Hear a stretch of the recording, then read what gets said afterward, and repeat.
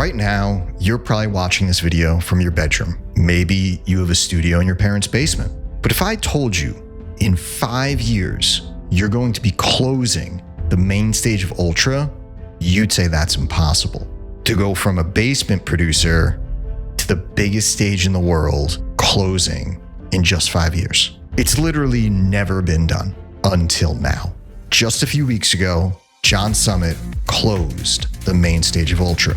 This is the most exclusive slot for any festival. Typically, this slot at Ultra gets taken by David Guetta or Swedish House Mafia, a legend that's been around for 20 plus years. But this year, it was taken by a guy who was producing in their parents' basement just 5 years ago. And I'm gonna explain to you how he did it. First, if you don't know, I'm Justin. I run Cosmic Academy. We're an artist development program, and we've been around now for over 14 years. We've worked with over 1,000 producers individually, and those producers have gotten incredible results. They sign to the biggest labels like Defected and Monstercat and Anjuna. They play the biggest shows. They play Ultra. They play Tomorrowland. In the past couple of years, we've had 11 students play EDC. I also teach a class at Harvard on music branding. But today, I'm going to dissect John Summit's 5-year run. Hopefully, we can all learn from it. First, let's admit how rare this is. Most people in the music business take 10, 15, 20 years to even get close to that Ultra main stage slot. But I see 3 main lessons that we can learn from this John Summit run. First lesson is persistence over pride.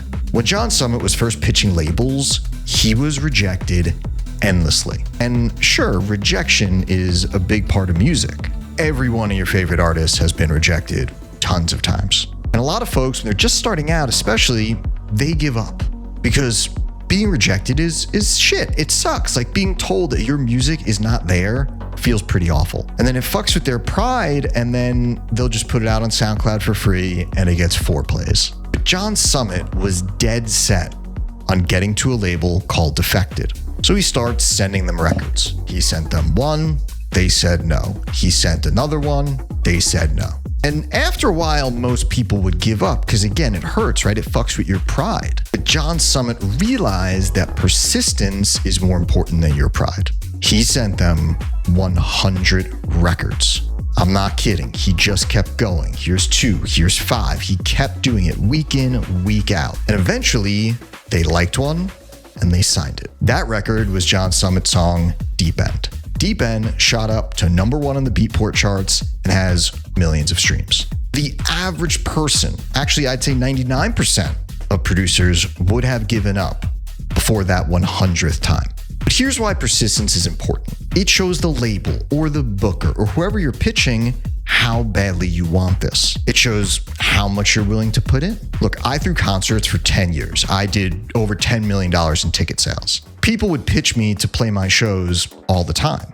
If you came to me just one time, like giving me your USB stick, like, hey, like check out my stuff, I'm probably not gonna book you. But if you came to me, if you're like, hey, Justin, I'm gonna come here every week. I'm gonna give you music every week, nonstop, forever, just to show you how badly I want this. In my head, I say, I like that. This person's persistent. I want to work with them. This is a concept that John Summit understood.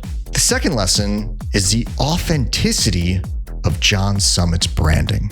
In our program, Cosmic Academy, half the program we work with you on music production, the other half is all branding and marketing. And that's a lot of people's issues. Like maybe you watching this right now, you feel pretty good about your music, but it's this other side that also needs help. And I get it, like it's tough. It's tough making content. Like I don't know what to say. I don't know what to put out there. And what you're supposed to do is advice you've probably heard before, be yourself, right? Be authentic, put yourself out there. But we're all self-conscious and we don't know what to say and we don't know what to show.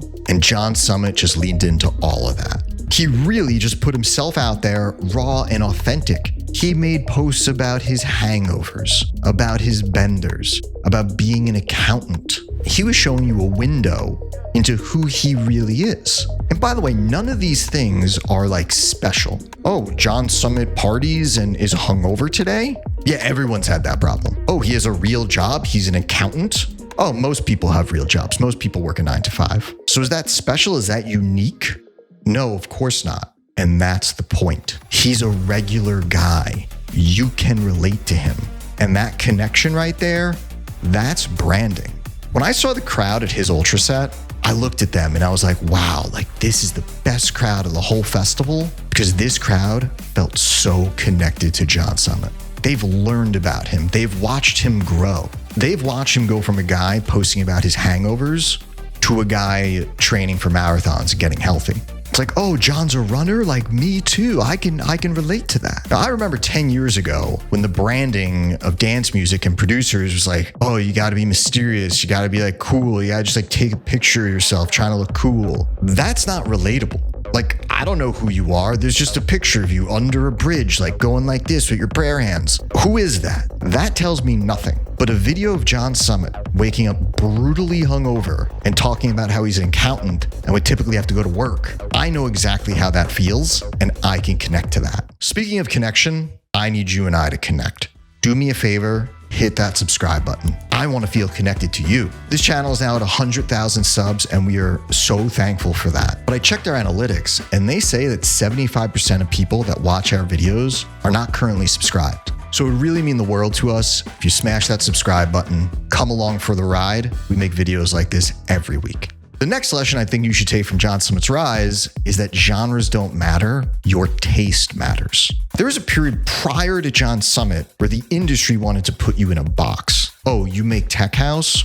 Well, now you can only make tech house. You make bass, you can only make bass. John Summit's first big record, as we spoke about, was on Defected. That's an amazing tech house label. But some of his recent shit ranges from trance to techno to future bass. He was even playing some dubstep at Ultra. The entire point of being a DJ is that you're a curator of music. And as a DJ producer, it's the same. The crowd, if they connect with you, will follow your taste. Now, if you trust your taste, then good music is good music. You know, I don't care if your last song was tech house and this one's progressive house. If I fuck with you, if I trust you, I'm gonna give it a chance. And I think you should learn that from John Summit. If you wanna make 5 genres, do it. If you're sitting here and you're like, yeah, but you know, I started with dubstep, but now I don't like dubstep, but I feel like I can only make dubstep now because I'm in that box. Take a step back and ask yourself, why are you doing this? Didn't you get into this because you love it? Make whatever it is that you want to make. Also, collab